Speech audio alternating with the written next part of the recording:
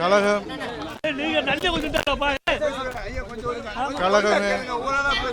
கழகமே உயிர் மூச்சாக கொண்டு உழைத்து கொண்டிருக்கின்ற தொண்டர்களுக்கு நம்பிக்கை ஏற்படுத்துகின்ற வகையிலும் 8 கோடி தமிழர்களுக்கு ஒளிமயமான எதிர்காலத்தை உருவாக்கி தருகின்ற வகையிலும் தேர்தல் களத்தில் எப்படி உழைக்க வேண்டும், எப்படி மக்களுடைய கவனத்தை ஈர்த்து நம்முடைய புரட்சித் தலைவருடைய சாதனைகளையும் புரட்சித் தலைவி அம்மாவுடைய சாதனைகளையும் நம்முடைய புரட்சித் தலைவர் ஐயா எடப்பாடியார் அவர்கள் கொண்டு வந்த 7.5% குடிமராமத்து திட்டம் உள்ளிட்ட திட்டங்களை எல்லாம் மக்களிடத்தில் எப்படி திண்ணை பிரச்சாரமாக கொண்டு செல்ல வேண்டும் என்கிற அந்த தேர்தல் வியூகத்தினுடைய அறிவுரைகளை எடுத்து சொன்னார்கள்.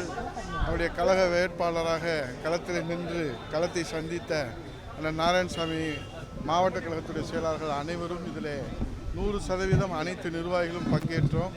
நம்முடைய புரட்சித் தலைவர் ஐயா எடப்பாடியார் வருங்கால முதலமைச்சர் மாண்புமிகு எதிர்க்கட்சியுடைய தலைவர் ஐயா எடப்பாடி அவர்கள் வகுத்து கொடுத்த அந்த தேர்தல் வியூகத்தை நாங்கள் முழுமையாக செயல்படுத்தி 2026 மக்கள் விரும்புகிற முதலமைச்சராக புரட்சித் தலைவர் ஐயா எடப்பாடி அவர்கள் சென்ட் ஜார்ஜ் கோட்டையிலே தேசிய கொடி ஏற்றுகிற அந்த பொன்னான நாளுக்காக நாங்கள் அயராது பாடுபட்டு உழைப்போம் என்கிற உறுதியை அவரிடத்திலே சமர்ப்பித்தோம்.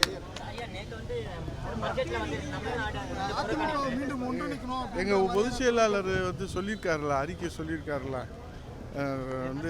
அவங்க பொதுச் செயலாளர் சொன்னதான் எங்களுடைய எல்லாருடைய கருத்து. ஒட்டுமொத்த அண்ணா திராவிட முன்னேற்ற கழகத்தினுடைய அதிகாரப்பூர்வ கருத்து பட்ஜெட்டில் தமிழ்நாடு புறக்கணிக்கப்பட்டிருப்பதும் அவங்களுடைய தோழமையை மட்டும் காப்பாற்றியிருப்பதும் மகிழ்ச்சிப்படுத்தி இருப்பதையும் தெளிவாக முதல் தலைவராக மக்கள் தலைவராக சுட்டி காட்டியது நம்முடைய பிரச்சனை.